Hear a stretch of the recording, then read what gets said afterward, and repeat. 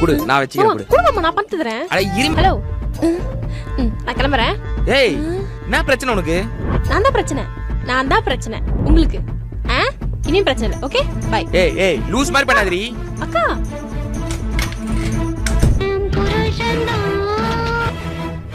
ஏய் எங்க போற? ஒழுங்கு மாதிரிதான் வீட்டுக்கு வா பேசிக்கலாம். ஏய் உன்கிட்ட பேசிட்டு எதுவும் இல்லை. போன வை.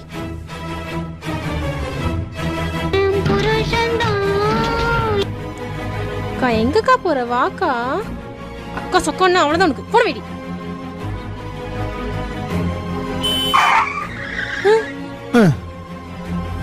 மாமா மா ஏய் எங்கடி போன? பா எங்க இருந்து கூட்டிட்டு வர அவளை?